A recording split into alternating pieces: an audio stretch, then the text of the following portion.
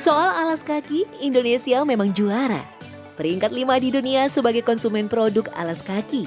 Tak hanya sebagai konsumen, tapi juga produsen alas kaki terbesar keempat di kancah internasional.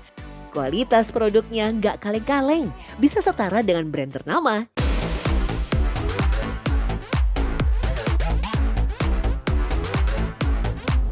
Di Kota Bogor terdapat salah satu kampung yang terkenal akan banyaknya para pengrajin sepatu. Tepatnya di wilayah Ciamas, bahkan daerah tersebut terkenal dengan sebutan kampung sepatu. Nah, saya mau cari tahu nih, apakah masih banyak para pengrajin yang produksi sepatu atau justru sudah semakin berkurang dan banyak yang gulung tikar? Ikuti saya.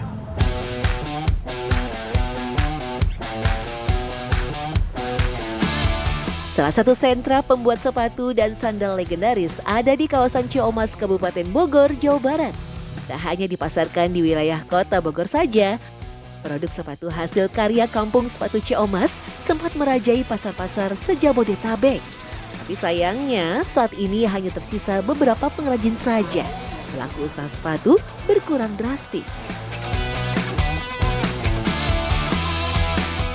Ya bisa dibilang 80% lah warga Ciamas semua pengrajin sepatu. Kalau dari awal mula ya mungkin dulunya ada pabrik besar juga gitu kan, kemudian bubar ya mungkin mereka pada bikin dan produksi sendiri di masing-masing rumahnya gitu. Iya, pabriknya nggak jauh dari wilayah Ciamas juga gitu. Salah satu pengrajin yang masih bertahan adalah Noni.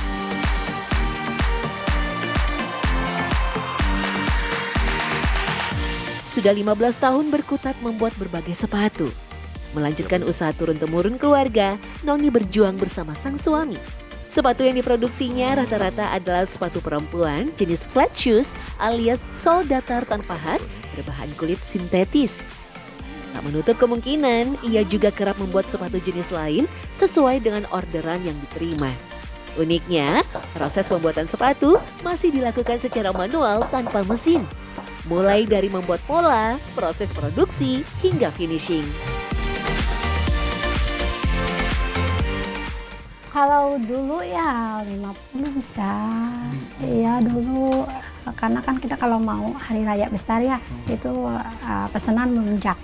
Kalau sekarang nggak ini, nggak kayak dulu, merosotnya banyak banget gitu. Nah, per podinya itu berapa biasanya, Bu?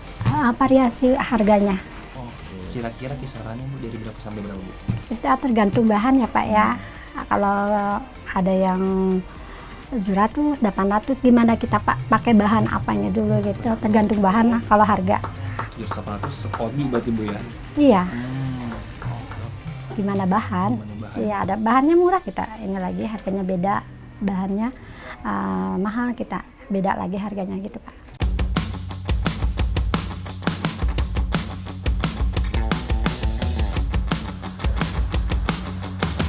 Selain Noni, pengrajin sepatu yang masih bertahan di wilayah Ciamas adalah Bara.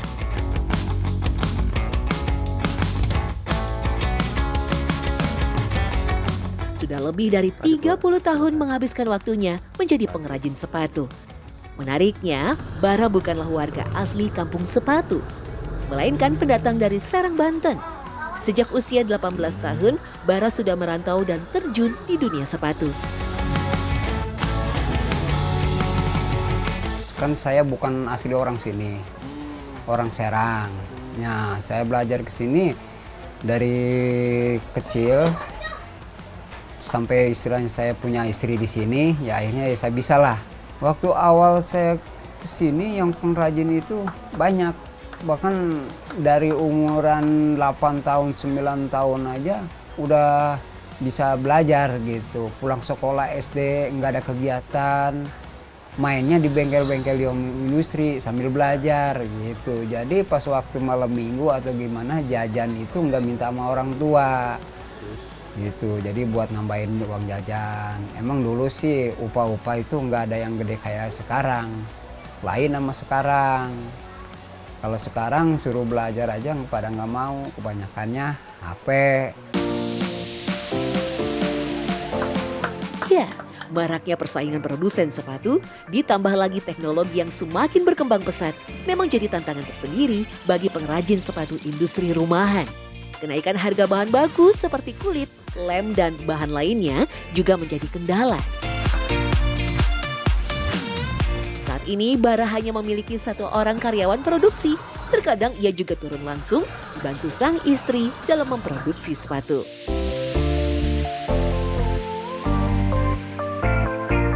Satu kodi kita kalau untuk zaman sekarang ya, keuntungan dari satu kodi itu keuntungan 50.000, 100.000 aja udah gede. Keuntungannya kalau untuk saat sekarang aja nih ya, keuntungan dari 50.000 aja udah lumayan. Nah itu pun kalau kita pengeluaran barangnya banyak. Kalau pengeluaran barangnya semuanya 10 kodi atau 5 kodi, nol penghasilan segitu sebenarnya.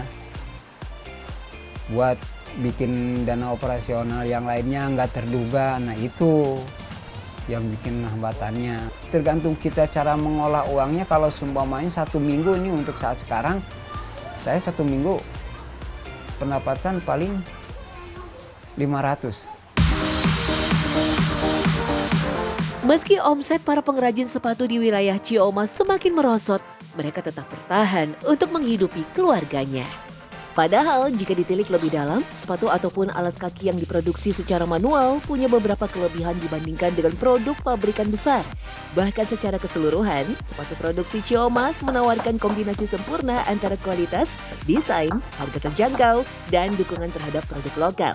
Sejak tahun 1970-an, Ciomas dikenal sebagai sentra pengrajin sepatu dengan keahlian diwariskan secara turun-temurun.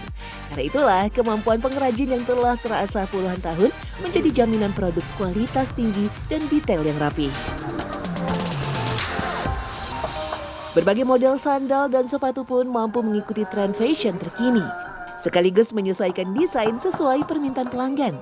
Meskipun beberapa produsen tidak selalu menggunakan kulit asli untuk menekan harga, bahan yang digunakan tetap berkualitas tinggi dan tahan lama. Tetapi jika pelanggan menginginkan kulit asli, permintaan itu pun dapat dipenuhi. Dengan rentang harga mulai dari Rp40 sampai Rp145.000 per pasang, konsumen bisa mendapatkan produk berkualitas tanpa harus merogoh kocek dalam-dalam. Pasalnya, dalam berbagai kasus, pemakaian brand terkenal pada sepatu bisa membuat harganya melonjak drastis dari ongkos produksi. Brand luar negeri biasanya mampu menjual sepatu 10 kali lipat dari biaya produksi. Artinya, jika kita membuat dengan biaya Rp150.000, harga sepatu yang sudah diberi brand akan mencapai Rp1,5 juta. Kenaikan harga terjadi karena nilai brand itu sendiri, royalti, riset, dan iklan, pemasaran, serta distribusi global. Lantas, sampai mana sepatu Ciomas mampu bertahan melawan rakusnya zaman dan gaya hidup yang dihubungkan dengan sepatu merek luar negeri? Julukan Kampung Sepatu untuk wilayah Ciomas, Kabupaten Bogor ini sepertinya hanya tinggal cerita. Persaingan yang semakin ketat, tak adanya regenerasi dari setiap bengkel, membuat para pengrajin sepatu di wilayah Ciomas terancam punah. Harapannya tentunya ya kalau bisa dibilang pengennya kayak dulu. Kalau dulu kan lebih ke anak-anak muda, kemudian yang dewasa juga jarang orang-orang nganggur karena emang setiap rumah kan ada bengkel. Jadi kan kalau sekarang karena emang bengkelnya juga berkurang, ya penganggurannya bertambah. Maksudnya kalau dulu kan ya masih dibilang remaja udah ikut bantuin gitu kan, jarang yang banyak keahlian lah istilahnya gitu. Kalau sekarang kan enggak. Karena emang bengkelnya aja berkurang, jadi nggak ada yang ngajarinnya juga, ya pada akhirnya ya gitu lah. Banyak anak muda yang sekarang malah ya bisa dibilang nganggur lah gitu.